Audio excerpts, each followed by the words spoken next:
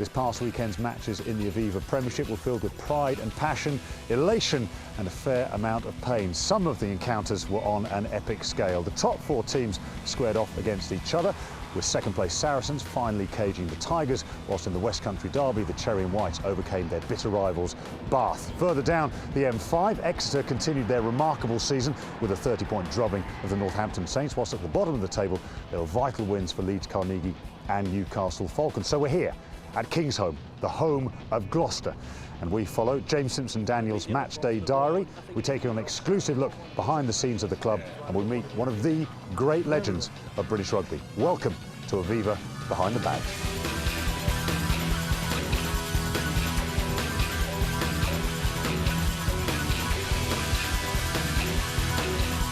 Having joined the Cherry and Whites in 2000, James Simpson-Daniel is a true servant to the club. He's racked up over 250 points, scored more than 50 tries, and he's still only 28 years of age. But his career has been frustrated by injuries, both for club and country. What would the players be going through now? A couple of hours before kick-off, what sort of routines will they be putting themselves through? I think they'll be trying to stick to what they normally do. It's very tough when you've got such a big game, 17,000 people in the stand. Guys will just be sort of doing a little bit of stretching in there, reading the programme, getting any strapping done that they need, and some of them taking on fluids. You know, the usual things, just listen to music and just keeping calm. And I suppose a few of them will probably be starting to rock in their chair, and you know, that's the way they like to do it. So it's just down to what each individual likes. It is going to be a very tasty affair here at Kingsholm.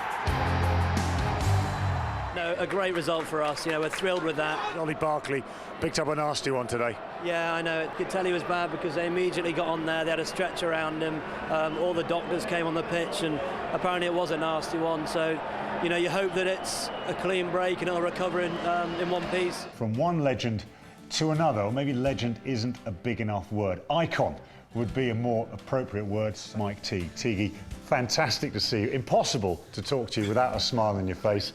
Doesn't matter how many foreign players come in, imports from overseas, there's still that heart and soul, that lifeblood of Gloucester still beats pretty hard, doesn't it? I think it's something to do with the history of the club. I think it's something to do with the players that are there at the moment. It's their part of history. I think credit's got to go a little bit with the coach, obviously Brian Redpath, who has gone back to, I think, and made a point of talking about this earlier on in the season, to instill in the young players what it means to play for Gloucester. And I think we're seeing a little bit of that. That started with Richard Hill when he was here, but I think Brian's gone back to that. And you need that. You need that as a basis for young players to realise what they're coming into and what club they're playing for. And I would imagine you'll be watching Gloucester's progress with huge interest from here on in. Yeah, and pride. Good man. Thanks. Cheers, Steve. So Gloucester are currently third, 9 points clear of local rivals Bath, and trailing Saracens by just 6 points, but they do have 2 games in hand. Leicester still top the pile, but that defeat to Saracens means their lead is cut to just 2 points. London Irish are 5th, whilst Northampton Saints, top of the table at Christmas, have slid all the way down to 6th. Below the Saints, in 7th, 8th and 9th slots, are Harlequins, Wasps and Exeter, separated by just 3 points. So the Exeter Chiefs, remarkably, can start thinking of European qualification. At the bottom of the table, Leeds Carnegie's win over London Irish throws them a vital lifeline, whilst Newcastle's 2 wins on the bounce gives them hope of survival. So as Gloucester look to strengthen their position in the Premiership table and secure that vital top 4 finish, we say goodbye from the shed. Join us next week on Aviva Behind the Badge.